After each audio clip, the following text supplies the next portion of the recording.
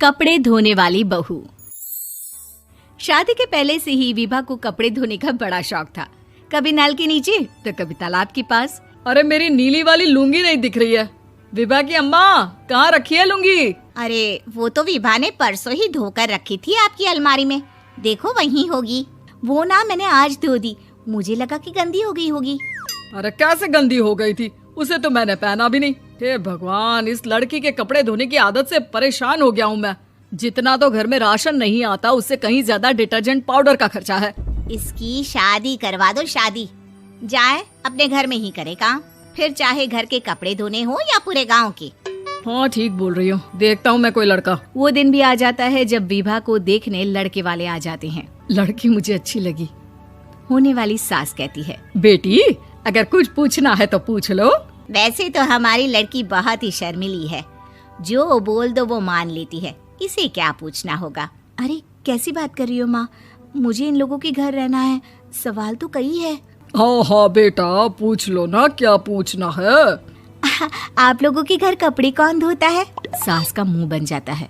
देखो, अगर तुम ये कहना चाहती हो कि तुम्हें कपड़े धोने नहीं आते तो सुन लो, कपड़े मैं ही धोती हूँ, लेकिन तुम्हारे आ जाने के बाद मैं रुमाल तक नहीं धोऊंगी। अरे चुप रहना भाग्यवान, बहू बेचारी घर आई नहीं, उसे डराना शुरू कर दिया। वो क्या है ना बिटिया, अभी तक तो ये कल्लू की माँ ही धोती थी, लेकिन अब तुम्हारे पापा तो दहेज में वॉशिंग मशीन देंगे ही। तभी विभा की माँ बोल पड़ती है, सवाल भी पूछा तो क्या। वैसे भाई साहब, मशीन की तो फिर भी कपड़े धोने की कैपेसिटी होती है। मतलब जो बिटिया दे रहे हैं ना विभा, इसे कपड़े धोने का बहुत शौक है। ये आप लोगों के क्या, आस पड़ोस गांव मोहल्ले सबके कपड़े धो दे और उफ तक ना करे। बाहर देखा नहीं आपने कितने कपड़े सूख रहे हैं? सब हमारी बिटिया ने ही तो धोए हैं। बस भी करो ना माँ, शर्म आ रही इतनी तारीफ सुनकर। और तो और एक दाग निकाल कर दिखाओ तो मान जाऊं। हाँ अच्छा, माफ करना बेटा, मैंने गलत समझा। हमें तो रिश्ता बहुत पसंद है। और ऐसे जुड़ जाता है रिश्ता कपड़े धोने का शौक रखने वाली विभा का। उसकी शादी हो जाती है कोयला फैक्ट्री में काम करने वाले कल्लू के साथ। शादी के बाद अचानक विभा चिल्लाती हुई सास के पास आती है। सासू माँ, अरे सासू माँ कहाँ है आप? ये तो धोखा है, धोखा दिया आप लोगों ने मुझे। इस ससुर के चक्कर के बारे में पता चल गया। अरे तो उसमें तुझे क्यों धोखा मिला है? अरे नल में पानी नहीं आता, कपड़े कैसे कब धुलेंगे? अच्छा, तू पानी नहीं आ रहा उसकी बात कर रही है। तो आपने क्या सोचा? कुछ नहीं। अच्छा, तेरी माँ ने कहा था कि कपड़े धोने का शौक है तुझे, याद आया मुझे। शौक बोलकर कपड़े धोने वाले मेरे जुनून को कम ना आके सासू माँ, कपड़ा धोना मेरा गुरूर है।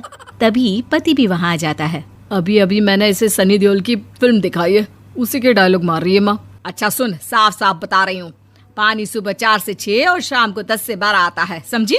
विभा टाइमिंग सुनकर हैरान हो जाती है। ये क्या भूतों का मोहल्ला है?